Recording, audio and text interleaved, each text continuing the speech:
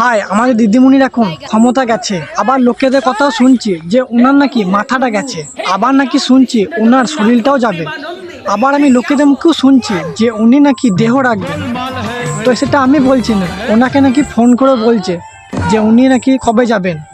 আবার মৃত্যুও কামনা করছে, ফোন করে করে বলছেন কদিনের বাঁচবে। আর আমি এখন অনেক দিন বেঁচে আছি, আর আমার পরের জেনারেশনও বাঁচবে, তারপরে জেনারেশনও বাঁচবে, তারপরে জেনারেশনও বাঁচবে। গ্যারান্টি মানে অমিত শাহ নাকি বাংলায় থাকবে। আমি অমিত শাহকে বলবো 4 তারিখ বাংলায় থাকবেন আপনি, 4 তারিখ দেখা হবে। এবার রবীন্দ্রসঙ্গীত না, এবার 4 তারিখ ডিজে বাজবে। 4 তারিখের পর ভাইপো নিজে বলেছিল যে ডিজে বাজাবো, আর ভাইপোকে 4 তারিখের পর আমাদের পাবলিক ওনাকে ডিজে বাজিয়ে দিয়েছে। আর সেই ডিজেটা কোথা বাজিয়েছেন জানেন? ও পিসির বাড়িতে গিয়ে সকাল 6টা থেকে তাণ্ডব করে ডিজে বাজিয়েছে। সকাল 6টা থেকে ডিজে বাজিয়েছে, পুরো এলাকায় তাণ্ডব করেছে সকাল থেকে, আমার বাড়ি থেকে বালিগঞ্জ ফাঁড়ি পর্যন্ত, এবং ভাড়াটিয়া লুম্পেনদের গুন্ডাদের নিয়ে রবীন্দ্রসঙ্গীতের সাথে হালকা করে ডিজে বাজানো হলো। বসুন, এসব আমি জানি যে এবার নাকি বিরোধীদের গালে 4 তারিখ একটা সবুজ আবিরের হাত আমরা দেখতে পাবো, এবং সবুজ আবিরের হাত বলতে আমি আরেকটু বেশি টেনশনে পড়ে গেলাম। একটা মহিলাদেরকে দেখে এতটা ভয় পাস তোরা, কাপুরুষের দল, এই প্রত্যেকটা ছেলেপুলেদেরকে তোরা মেরেছিস। বাস হাওয়া নিকল গই। গণতন্ত্রের কথা বলে ওরা, একটা মহিলাদেরকে দেখে এতটা ভয় পাস তোরা, কাপুরুষের। সামান্য একটু ঠেলাঠেলি হয়েছে তাতে এদের গণতন্ত্র মনে পড়ে গেছে। ওদিকে তৃণমূলের 15 বছর ধরে শাসনকালে, আর ওইদিকে বিজেপি কর্মীদের 300টার উপরে খুন হতে হয়েছে, তার বেলার কিছুই না, আর আজকে এদের গণতন্ত্র কথা মনে পড়েছে। গণতন্ত্রের কথা বলে ওরা, একটা মহিলাদেরকে দেখে এতটা ভয় পাস তোরা, কাপুরুষের দল। बोलने दे तकलीफ हुआ है बेचारे को। बोल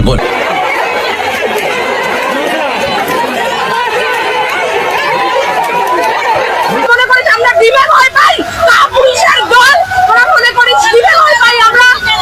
প্রত্যেকটা ক্ষেত্রে আমরা দেখছি আমাদের সহকর্মীদেরকে যাতে ভিড় না হতে পারে, তোরা এত ভয় পাস, 71-এর মহিলাকে যে এইভাবে তোদেরকে ঢুকতে হয়, তোরা এত ভয় পাস। তৃণমূল কংগ্রেস যদি মাঠে নেমে যায়, তোদের সরকারের তৃণমূল কর্মীরা যদি এখন মাঠে নামে তাহলে আমাদের সরকার ছুঁড়ে ফেলে দেবে। বলছি দিদি, আগে নিজে উঠে দাঁড়াতে শেখো, তারপরে না হয় আমাদের সরকারকে ফেলো।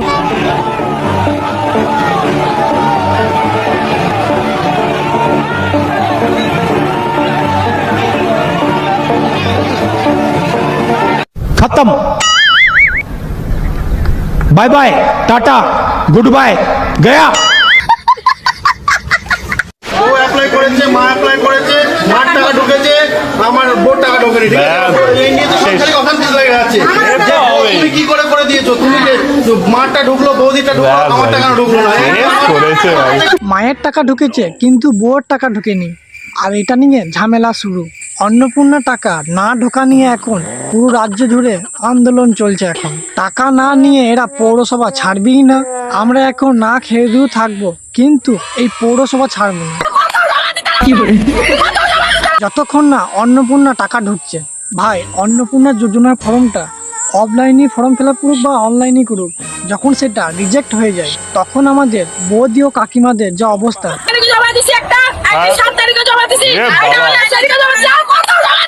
কত আবার দিতে লাগবে?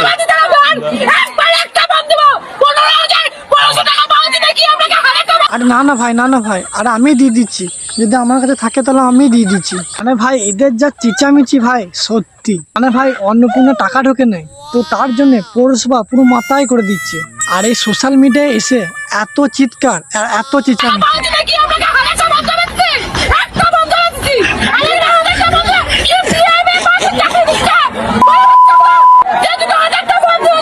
আরে কেস করেছে, আরে সবাই আসো তো, হাতে মাথে চাঁদা তুলে এ বৌদিকে হাতে অন্নপূর্ণা টাকাটা তো দিয়ে দিই। আর কেউ না পাক যেন ইনি বৌদি যেন পেয়ে যান টাকাটা। আর এই স্ক্যামটা কিভাবে হচ্ছেন জানেন তো আপনারা?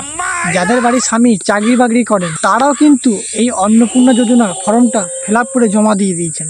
আর অনেকেই পেয়েও গেছে, আবার অনেকেই পায়নি। আর তাতেই এদের মাথা পুরো ঘুরে গেছে। আর ও পেয়েছে আর আমি পাইনি, আর এটা কি করে হয়? আর তাই এই জন্যে আন্দোলন চলবে।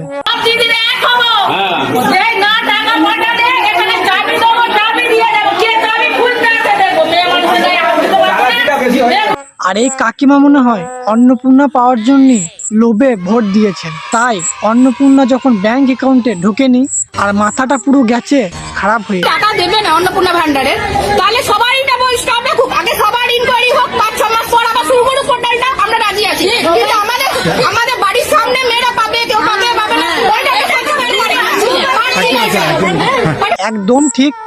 কারণ আমার বাড়ি কাজের মাসিমা অন্নপূর্ণা যোজনার সুবিধা পাবেন আর আমি পাবো না, তো এটা কি করে হতে পারে? তো ঠিক যেভাবে মা লক্ষ্মীকে দেখতে পেয়েছিলাম তৃণমূল শাসনকালে, তো ঠিক এই সরকারের শাসনকালে দেখতে পাওয়া গেছে তেমনটা মা অন্নপূর্ণা যোজনা। রাকিবুল থেকে মোস্তাফিজুর মুর্শিদাবাদে খোঁজ মিলেছিল একের পর এক লক্ষ্মী ছেলে। আদতে তারা লক্ষ্মী নন, তারা জালিয়াত। ছেলে হয়েও লক্ষ্মী ভাণ্ডারের টাকা পেতেন বছরের পর বছর। এবার মিলল ছেলে অন্নপূর্ণা। শুনে অবাক হচ্ছেন? বিজেপি সরকার মহিলাদের জন্য মাসে 3,000 টাকা অন্নপূর্ণা ভাণ্ডার চালু করেছে। শুরু হয়ে গিয়েছে অ্যাকাউন্টে টাকা দেওয়া। আর সেই টাকা হাতাতে এবার অন্নপূর্ণা ভাণ্ডারের জন্য আবেদন ধুলিয়ানের এক যুবকের। अभी मैं गाली नहीं दे सकता। नहीं, गाली नहीं देना। फैमिली देखती है, वरना मैं ऐसे गाली दूं, ऐसे गाली दूं ना, जिंदगी भर याद रखें ये बड़े हुए। আমরা অন্নপূর্ণা ভান্ডার চাই না, ভোট আবার নতুন করে হওয়া দরকার। আমরা ওই চোর তৃণমূল সরকারকে আবার ক্ষমতা। যারা গত 15 বছর শাসনকালে থেকে তো যারা বিলাসবহুল জীবনযাপন করেছেন, সরকারি অফিসকে যারা বিলাসবহুল একটা বাড়ি ভেবেছেন, একটা বাড়ির বেডরুম বানিয়ে ফেলেছেন, তাদেরকে নাকি এই কাকিমা আবারও সরকারে ফিরিয়ে আনতে চায়। সরকারি অফিস নাকি বিলাসবহুল বেডরুম? বিধাননগরের ওয়ার্ড অফিসে চাঞ্চল্য। বিধাননগর পুর নিগমের 35 নম্বর ওয়ার্ড অফিসে পরিদর্শনে গিয়ে চাঞ্চল্যকর দৃশ্যের মুখোমুখি হলেন বিজেপি বিধায়ক। অভিযোগ, কাউন্সিলরের পক্ষে মিলেছে খাট, বিছানার সামগ্রী, ড্রেসিং টেবিল, আর সেখান থেকে উদ্ধার হয়েছে কন্ডোমের প্যাকেট। আর এটা জানার পরও যে কয়লা চুরি, বালি চুরি, আর গরিব মানুষের ঘর চুরি, পায়খানা চুরি, আরও রাস্তা চুরি, পুকুর চুরি, আর সবেতেই চুরি চামারি দুর্নীতি করেছেন। আর এটা জানার পরও ওই কাকিমা যে তৃণমূল সরকারকে আবারও ফিরিয়ে আনতে চাই। আমরা ওই চোর তৃণমূল সরকারকে আবার ক্ষমতায় আনতে। আর হাসি মুখে কাটিয়ে যাওয়ার লোক আমাদের মাননীয় মুখ্যমন্ত্রী, কিন্তু এবারে ভোটে হেরে গিয়ে আমাদের পিসির মাথাটা একটু খারাপ হয়ে গেছে। মনে হচ্ছে কোনো ডিপ্রেশনে উনি চলে গেছেন। আমরা ওই চোর তৃণমূল সরকারকে আবার ক্ষমতায় আনতে চাই। तेरा बाप यहाँ छोड़कर गया था कि तेरी माँ? আমি কিন্তু কখনো যেমন উতলাও হই না, আমি কিন্তু হাসি মুখে যে কোনো সংকট কাটিয়ে যাবার লোক।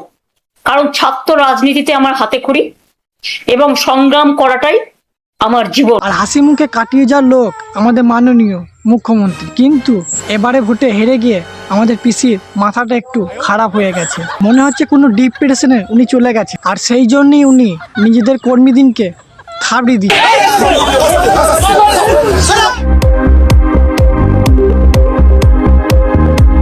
সামান্য চরের উপর দিয়ে গেছে, ঠিক আছে, ভাগ্যে কামড়ি দেয় নাই। কি বলে?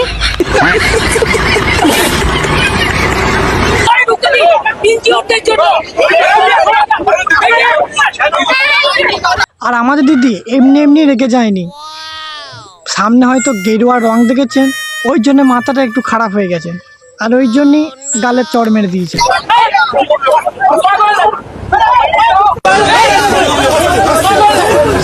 দিদি নিজের কর্মীদিকে এরকম ধারা চড় মারা দিয়ে আমার একটা কথা মনে পড়ে গেল। মানে আমার মা যখন তর্কাতর্কিতে করে উঠতে পারেননি, তখন আমাকে ঠিক এরকম দায়টা করে।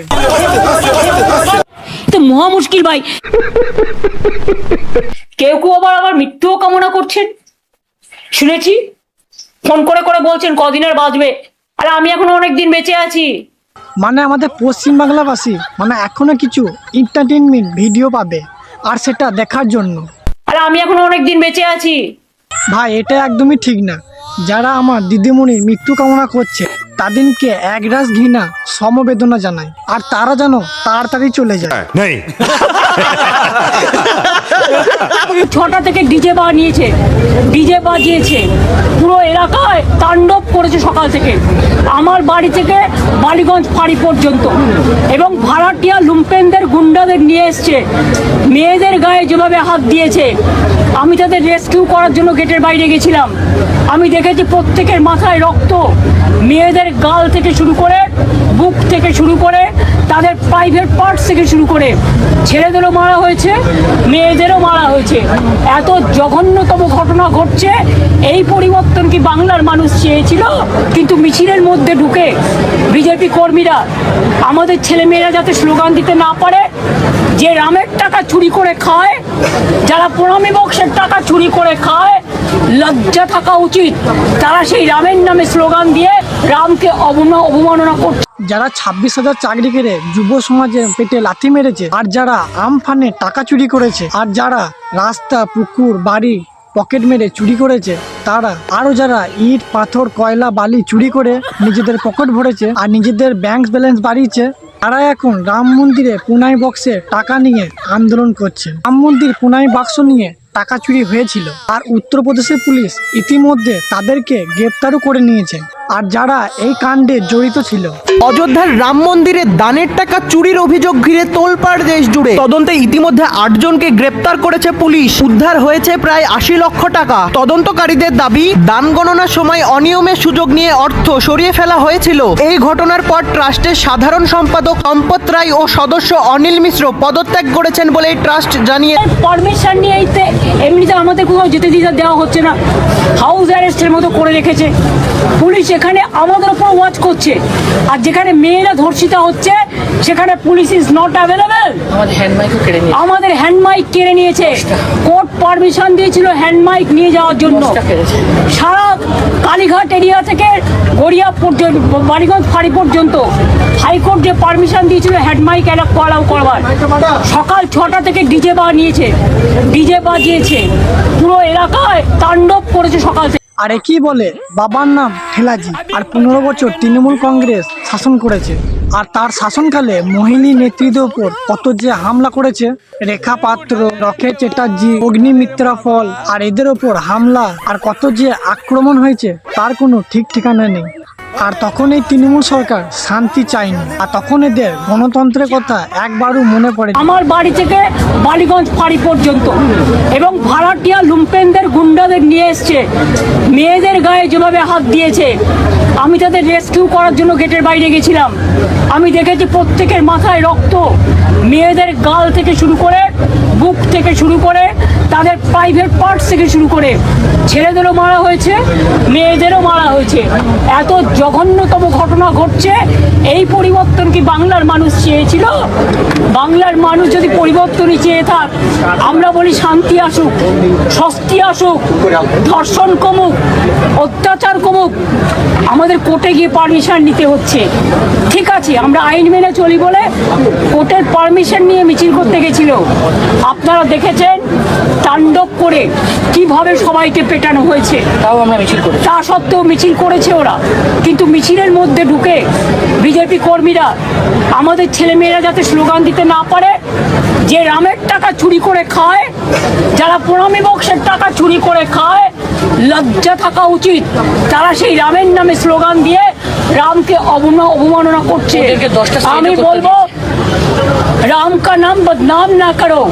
When High Court has given the permission, how do you allow the police?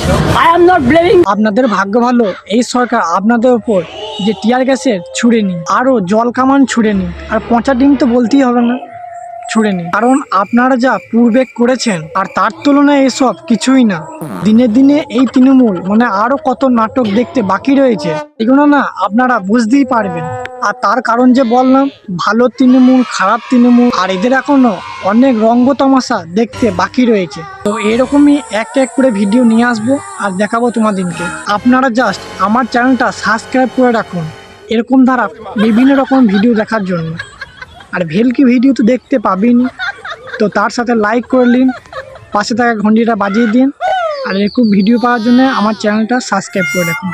তো দেখা হচ্ছে অন্য কোনো ভিডিওতে। তো টাটা, বাই বাই।